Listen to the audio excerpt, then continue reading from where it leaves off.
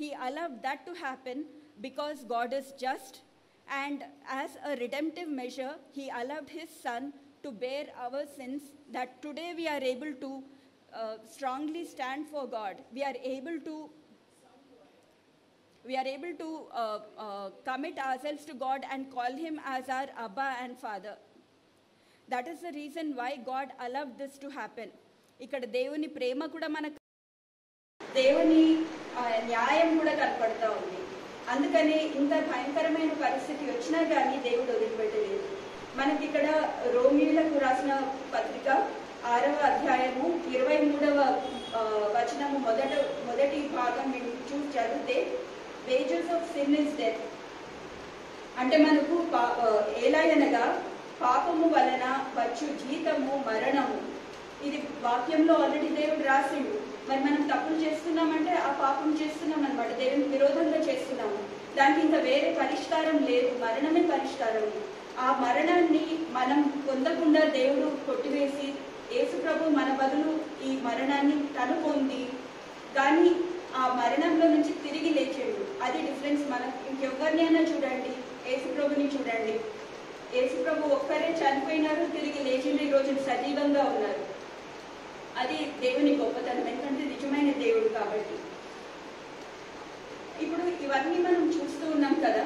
మరి ఈ రీతిగా దేవుడు ఈ ఒక మార్గంలో మన కోసం చేసినప్పుడు మనం ఏం చేయాలి? మన బాధ్యత ఏంటి?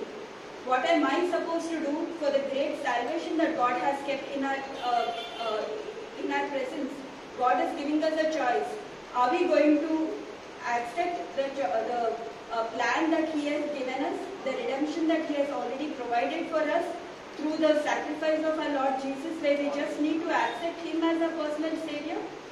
Or are we still wanting to live our own lives in our own ways, trying to be self-righteous?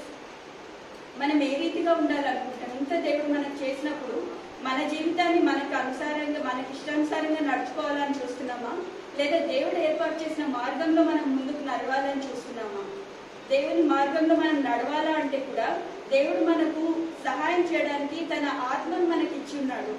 ఈ రోజు యేసు ప్రభు మళ్ళీ తిరిగి తండ్రి అయిన దేవుని దగ్గరికి వెళ్ళినా కానీ దేవుడు తన పరిశుద్ధాత్మను మనలో ఉంచి ఉంటున్నాడు.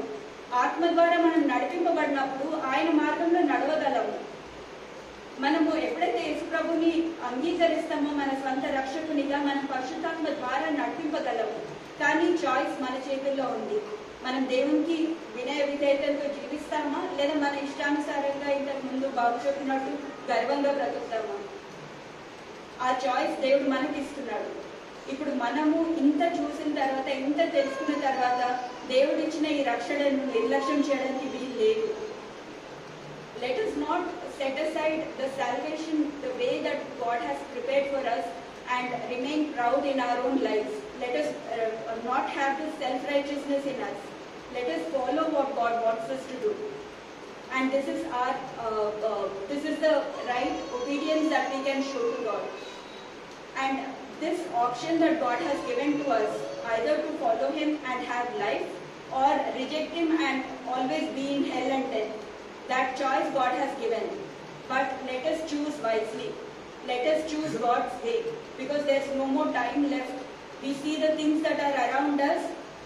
Lord Jesus is coming very soon, and the time He is going to come back, He will not be like a lamb, meek, but He will be coming as the King of Kings and Lord of Lords, and we do not have much time.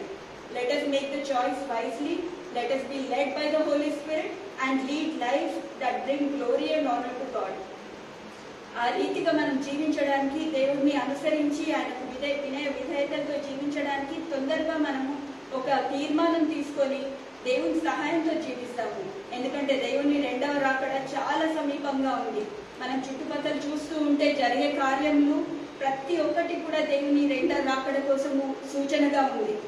ఇంకా ఎప్పుడు వస్తాడో దేవుడు తెలియదు. ఈ క్షణమో, ఈ రాత్రికో, లేదా 10 ఏళ్ల తర్వాతనో మనకు తెలియదు. కానీ మనము తయారుగా ఉండాలి. దానికోసం మనము దేవుని అడుగుదాము, దేవుని సహాయం పొందుకొని దేవుని వాక్యానుసారంగా జీవిస్తాము. ఎందుకంటే ఇప్పుడు యేసు వచ్చేటప్పుడు మళ్ళీ సెకండ్ టైం ముందులాగా గొర్రె పిల్లలాగా మీగ్గా రాడు. ఆయన సర్వాధికారి, సర్వశక్తిమంతుడు, ప్రభువులకు ప్రభువు, రాజులకు రాజు. ఆయన రాలై ఉన్నాడు తొందరగా. అంత లోపల మనము యేసు ప్రభుని అంగీకరిస్తాము, యేసాను చెప్పిన రీతిగా నడుస్తాము, ఆయన మహిమ కోసం జీవిస్తాము. ఈ కొద్ది వాక్యం దేవుడు మన ఆత్మీయ మేలు నిమిత్తమై దీవించును కాక. ఆమేన్.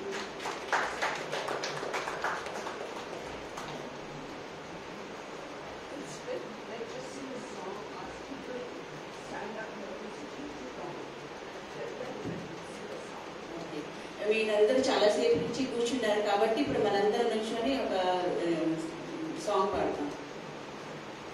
Before the next three people come, we'll just worship God. మనం ఇంకా ముగ్గురు ఉన్నారు మాట్లాడడానికి. దానికంటే ముందు మనం దేవుడిని ఆరాధిద్దాం.